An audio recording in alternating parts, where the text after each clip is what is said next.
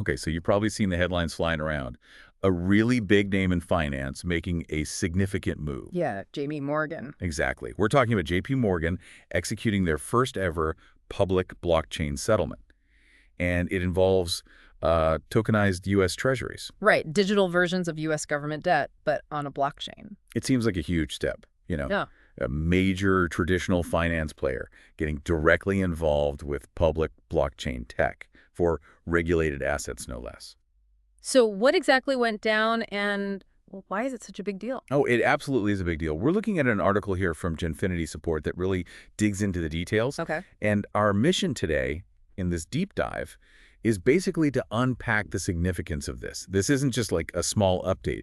It feels more like a potential turning point for finance. Right. So we're going to break down why this matters for you and what it might mean for the future. Now, JP Morgan, they're not totally new to blockchain, are they? I seem to remember hearing about some earlier stuff they were doing. That's right, yeah. They've been quite active, actually. They developed their own private blockchain platform, Onyx. Look, FedEx, right. And through that, they launched things like JPM Coin, that's for their internal payment settlements, and also Link, which is more about secure information sharing between institutions. Okay, so internal private systems. Exactly. Important groundwork, for sure, but all within JP Morgan's own controlled, permissioned environment. Very different from a public blockchain, which is, open for anyone to participate. Got it. So if they had their private stuff going, what makes this move onto a public blockchain so groundbreaking?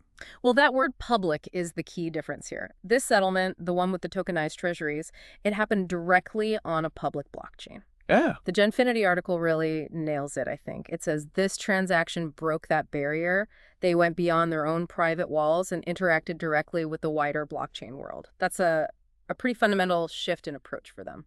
Right. A big step outside their usual playground. So who else was involved? It wasn't just JP Morgan doing this solo, right?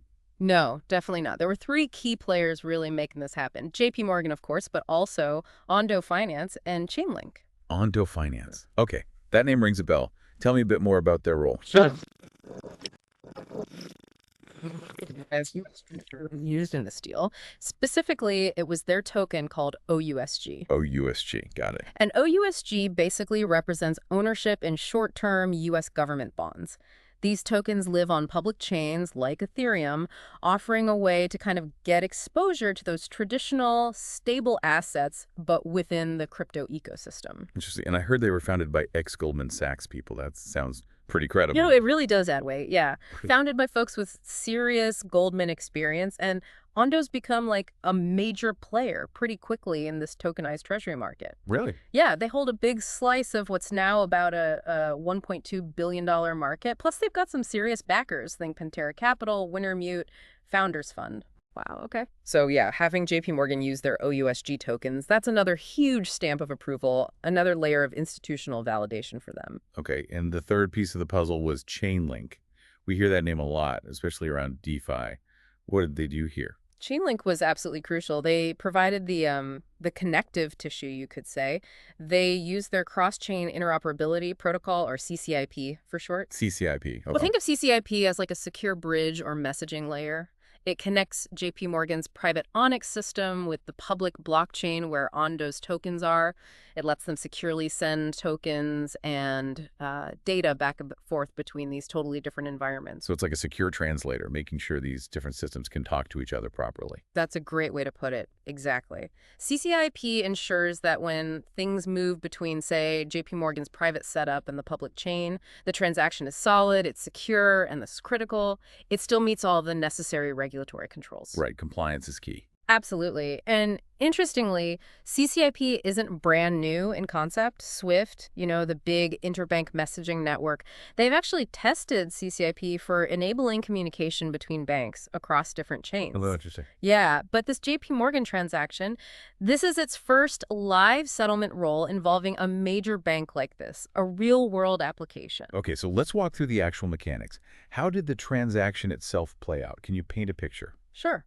So JP Morgan started the process internally. using their Onyx platform to initiate the purchase of these tokenized treasuries. Okay, starting on their home turf. Right.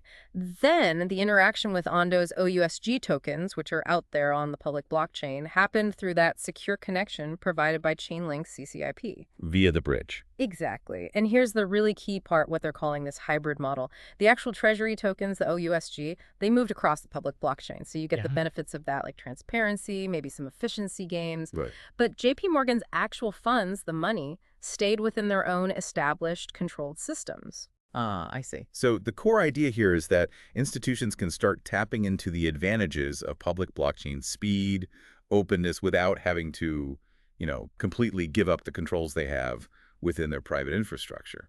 So they're kind of dipping their toes into the public waters, using its strength, but keeping their core assets safely on their own ship, so to speak. Precisely.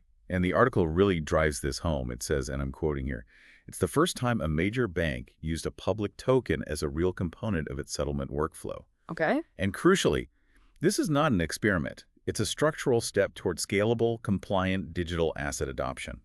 It's about blending the best of both worlds, really.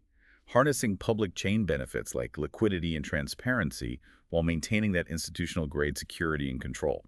Okay, that makes sense. So stepping back, what are the really big implications here? Why should someone listening, trying to stay informed, really pay attention to this?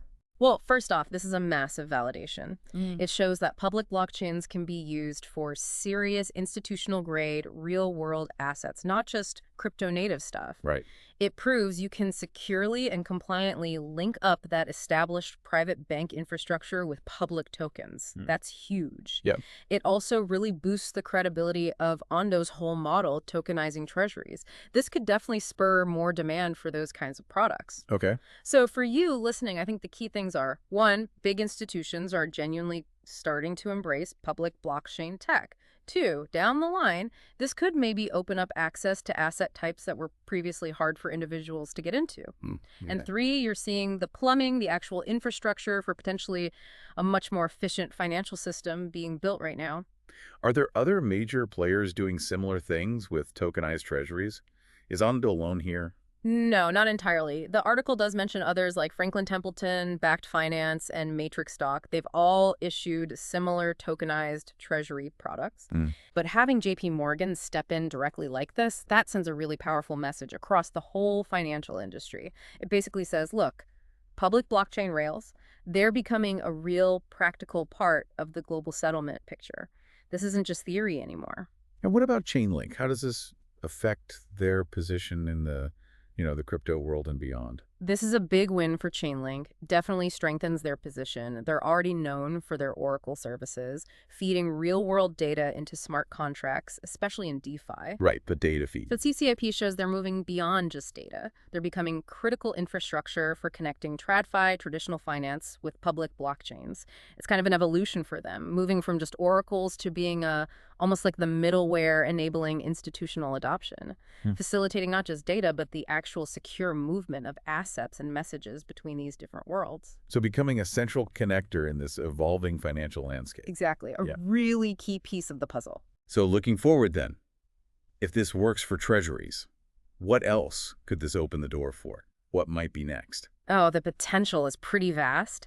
The article hints at this too. You could imagine seeing other kinds of assets tokenized and settled this way. Think corporate debt, maybe even real estate, or more complex structured finance products. Wow, okay. Especially as the regulations around all this become clearer, which is obviously a big factor. But the fact that this hybrid model blending internal controls with public chain advantages seems viable, that could really accelerate things. Institutions don't have to see it as an all-or-nothing choice anymore between their old systems and going fully on-chain. Right, it offers a bridge, a pathway. Precisely. So the future of finance. Yeah. Maybe not like everything running on a public blockchain, but definitely increasingly powered by it, enabled by it. I think that sums it up perfectly. That's the core takeaway, as the Genfinity article puts it near the end. Yeah. The future of capital markets may not be entirely on-chain, but it will be increasingly enabled by it. You're seeing the pieces start to align. The tech infrastructure, the regulatory thinking, and the market demand. It feels like things are genuinely starting to converge. Okay, let's try and wrap this up then.